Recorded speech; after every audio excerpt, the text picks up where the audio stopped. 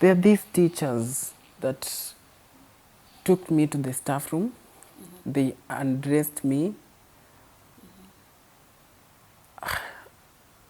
They wanted to see, to expose my, they wanted to see how do I look like. One of the greatest regrets in life is being what others want you to be rather than being yourself. Welcome to TE-AMO. This show will unravel our deepest secrets and our fears while teaching us to embrace our differences. Join us on this journey as we discover new frontier and redefine sexuality like never before. Expect to be shocked, intrigued, persuaded, and educated. Thank you so much for joining us on this first episode of TE-AMO Love Beyond Boundaries. My name is Banet Tamara. Today, I have a guest who is an intersex person. Could you kindly introduce yourself to our audience? My name is Dalton and I am a proud intersex. Thank you so much, Dalton, for agreeing to be part of this interview. We really appreciate you for coming today. My very first question to you would be, what is an intersex, or rather, who is an intersex person? Intersex persons are individuals born with sexual characteristics or genes which typically do not fit in either male or female bracket. What motivated you to come out as intersex? First was to create awareness, to make sure that everybody gets the right information. Then secondly, every day there are new babies, intersex babies who are born every day. Yeah, so I want to create a lot of awareness so that when they grow, they don't face the challenges that we older intersex have been going through. Do you regret being intersex? No, I don't. Okay. Because being an intersex person, it's not a choice. I believe that everyone is fearfully and wonderfully made by God. And when I look at myself in the mirror, I tell myself that I'm fearfully and wonderfully made by God. I'm a reflection of God. So I don't regret being an intersex person. Because I didn't choose to be who I am. I was born like that. It's nature. Yeah. Yeah, that's a perfect explanation. Thank you. Yeah. As a child, I want to know, were you raised as a boy or were you raised as a girl? When I was raised as a girl. Okay. Diana Aleo was my name, my dead name, yeah. But grew up as a boy now, Dalton Musamula. You see? So, yeah. So I'm a boy now. So how do you feel now that you're a boy? Is it different from when you are a lady, or how does it work?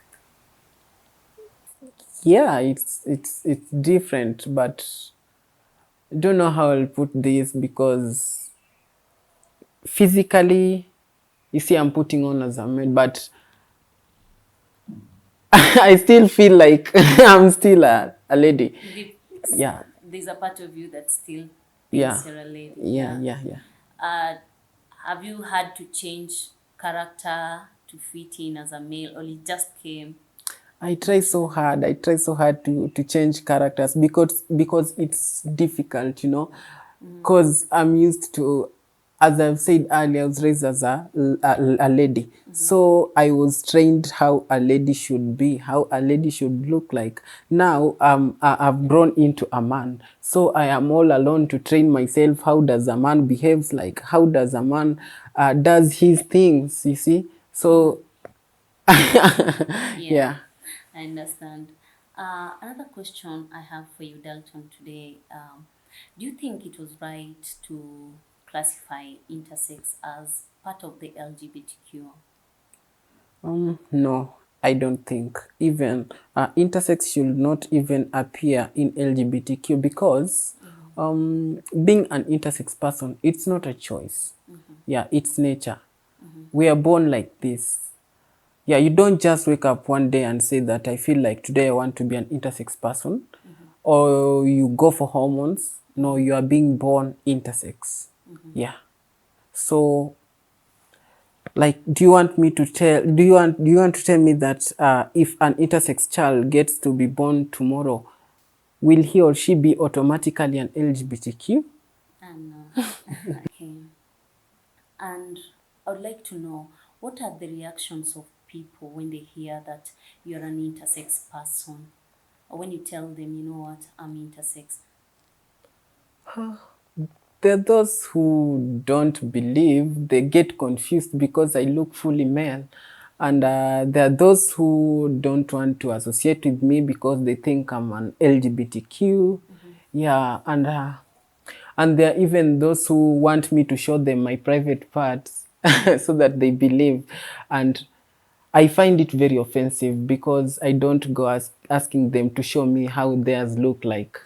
Yeah, and also when it comes to jobs, there are those who offer me jobs, but then they want me to sleep with them so that I get the j- I get a job.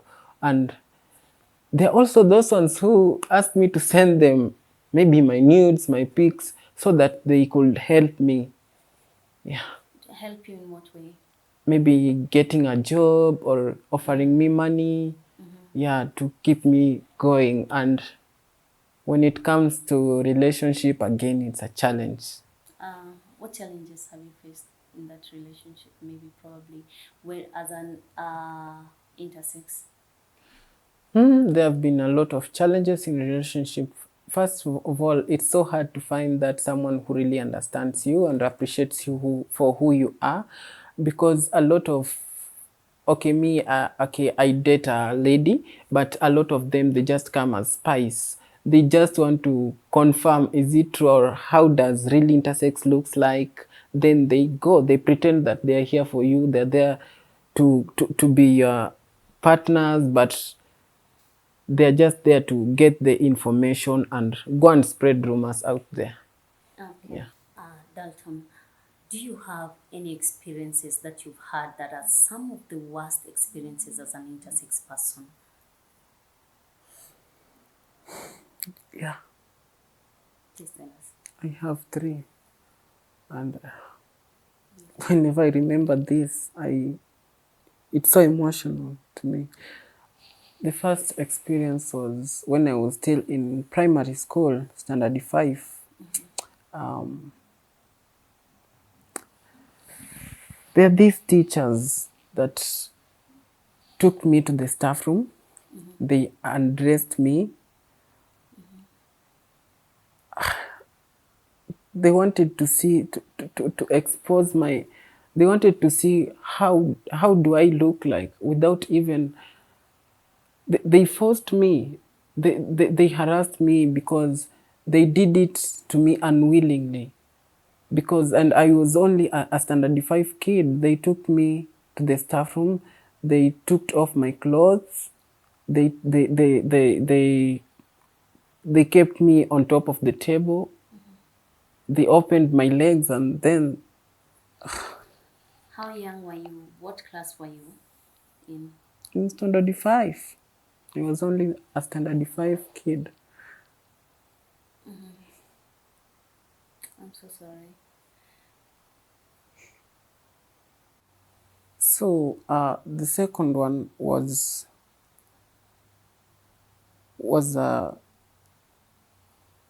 the letter that I was written by the head teacher of the school. So I went home with the letter. I gave it to my sister, and it was bad news.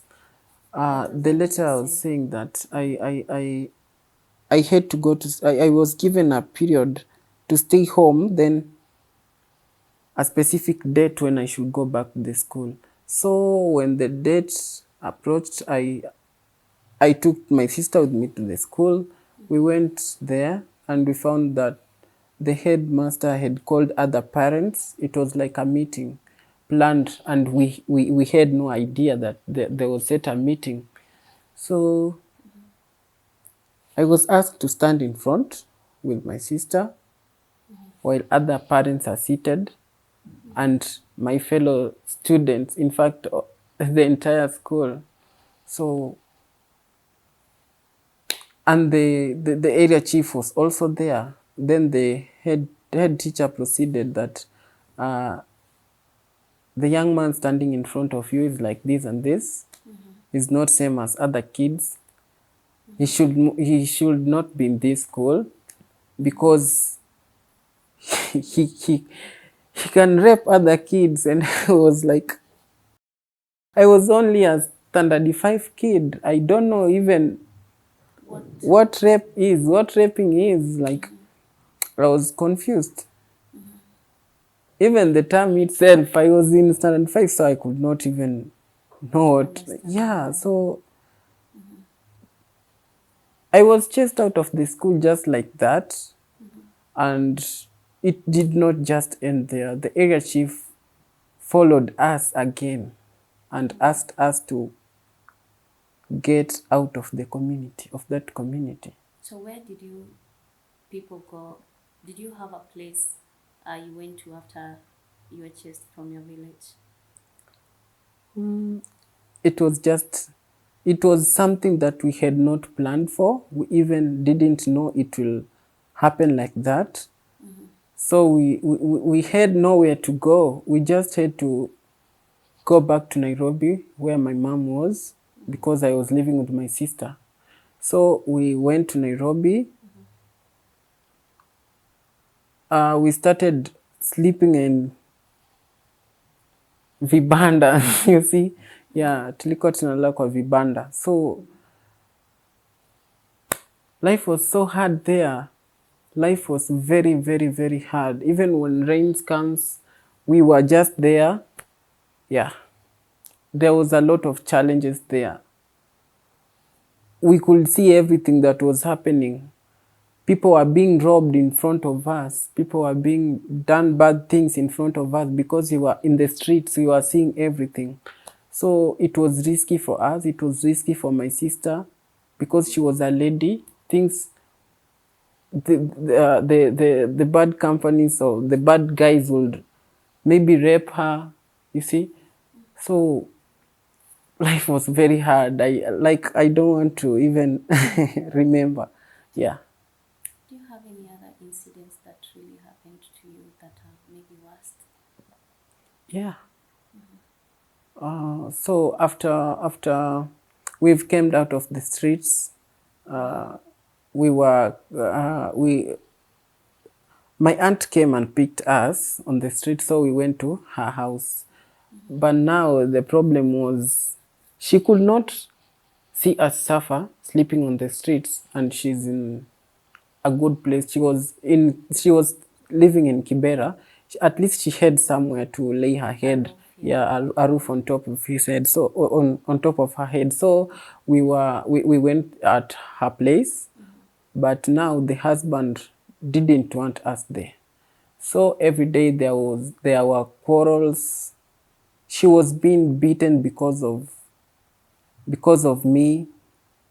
Yeah, like the husband used to tell her that, do you also want to give birth to do you want my generation to have kids like this also? Do you want me to have intersex kids who are confused? They even don't know whether they are male or female, you see? So, and she was being beaten every day.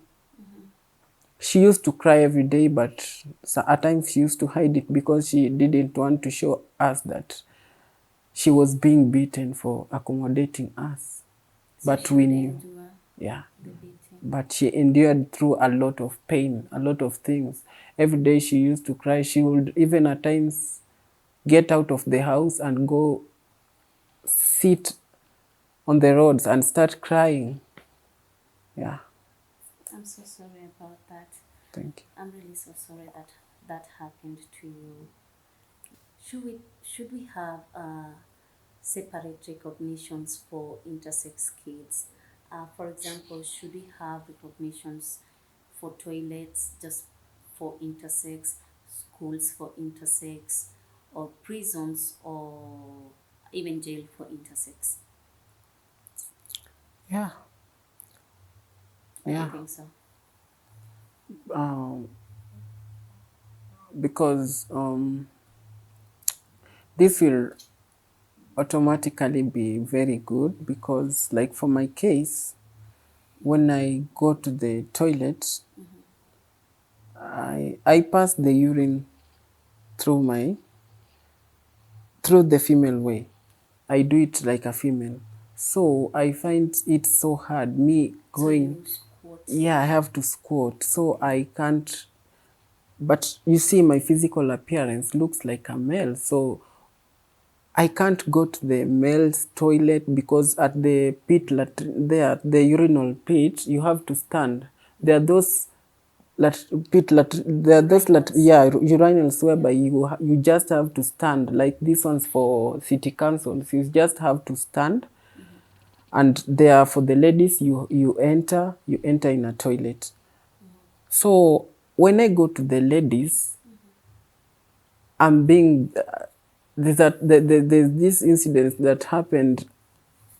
I was beaten because they accused me of I wanted to rape the ladies, but I used the female way to pass my urine, so I only have to go by the female toilets.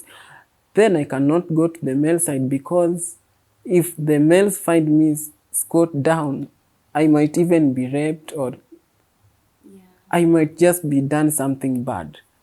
Yeah, so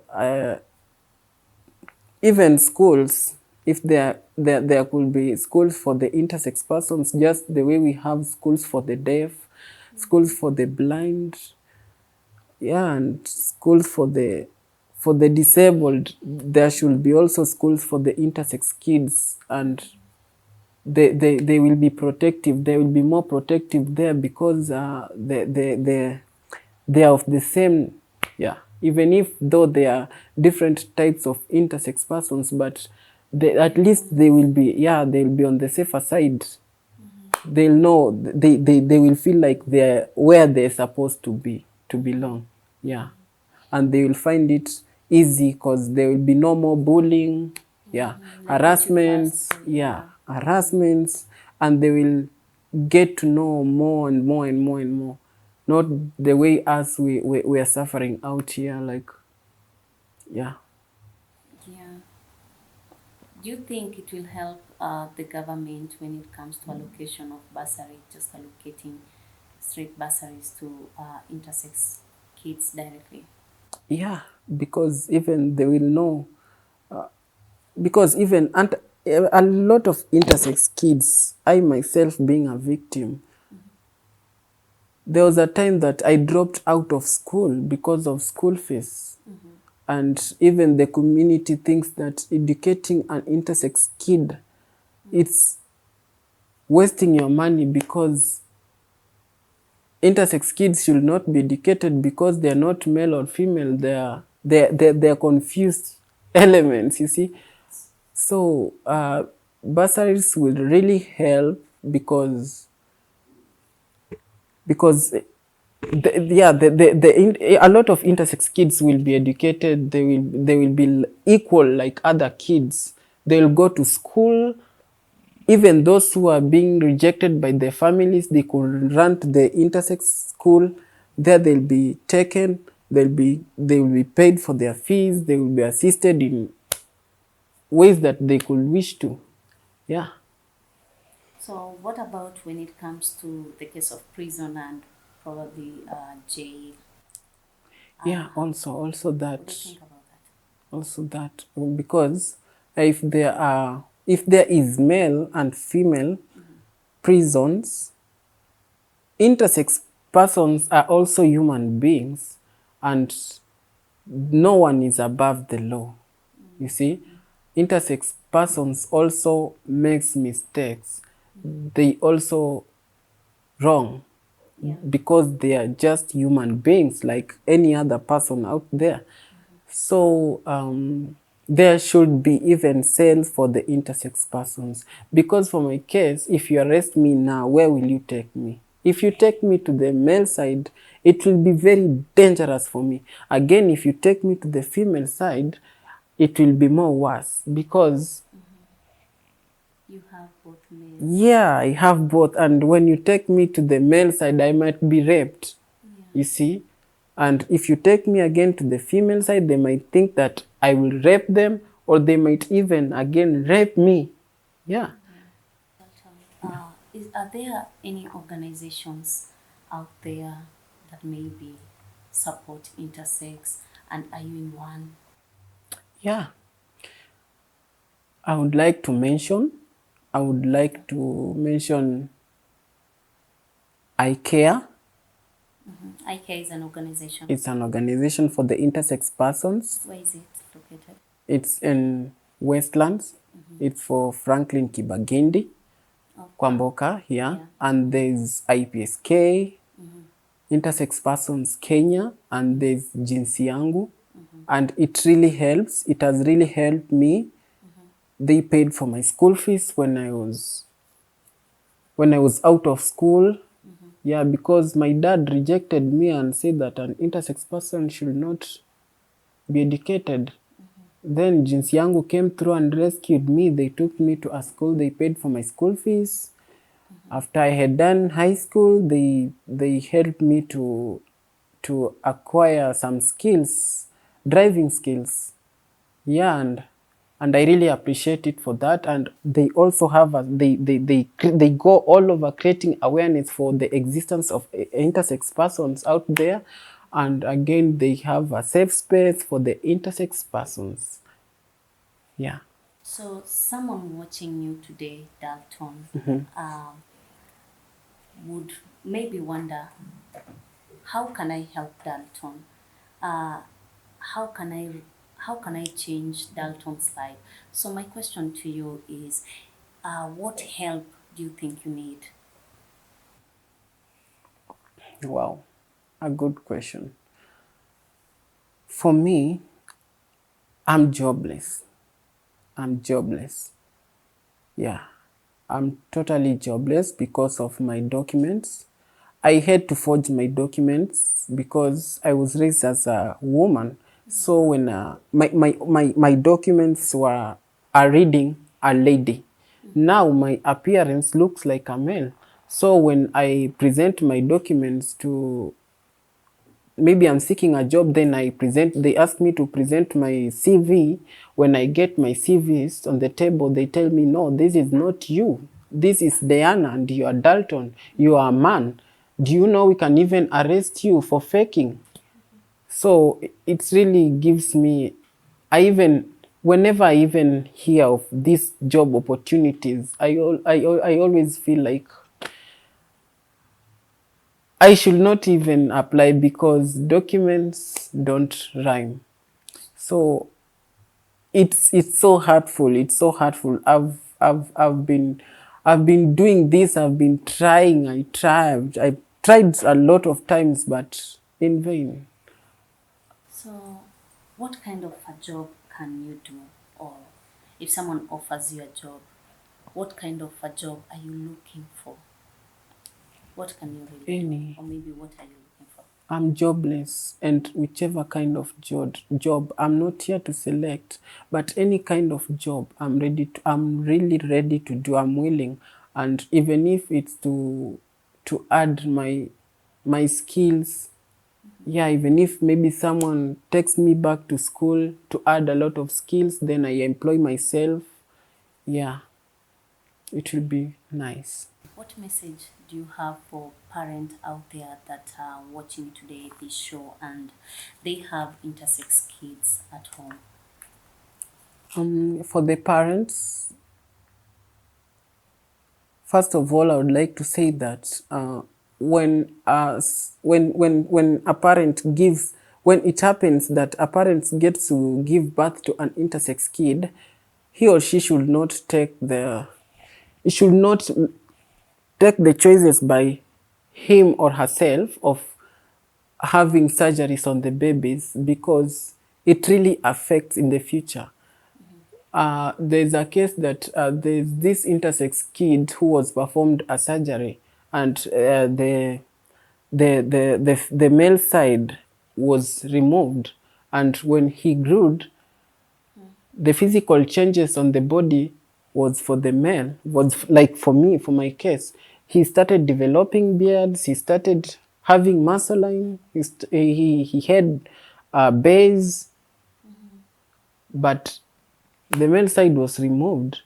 So every day he used to blame himself, and he even killed himself, and it was not his mistake. It was his parents' mistake. So I would like to tell parents that it's not good to perform surgeries on the babies, because a lot of intersex persons come to understand themselves when they're in puberty stage. Like for my case, you see, when you reach puberty is now where that now you see that I am not looking like other girls, how they look like. I don't look like the way other males look like. I'm in between male and female.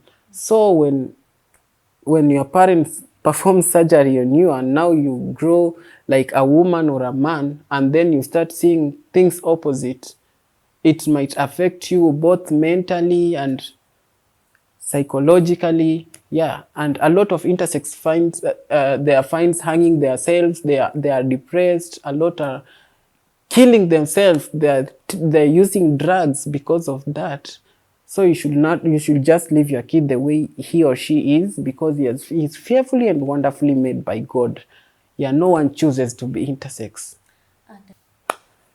So Dalton, what message do you have to your fellow intersex people? What would you like really to tell your fellow intersex out there? Someone who is watching you and is intersex, what would you like to tell them today?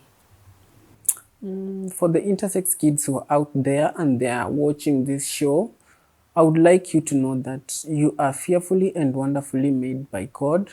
You should look yourself in a mirror and tell yourself that you are beautiful. You look like God. Yeah, you don't shy. You don't feel shy, because, and you don't make apologies for being who you are, because you did not choose. You don't have any explanations to explain to people why you had to be an intersex person, because being an intersex person, it's not a choice. And you should love yourself. You should come out and champion for your rights. You should join me. You should join each and everyone who is fighting for us, and create more awareness for our future tomorrow. We are all different. We are gifted in different ways. We all need to be understood, and most of all, we deserve to be loved and to fall in love even in our differences. This is what love beyond boundaries really means.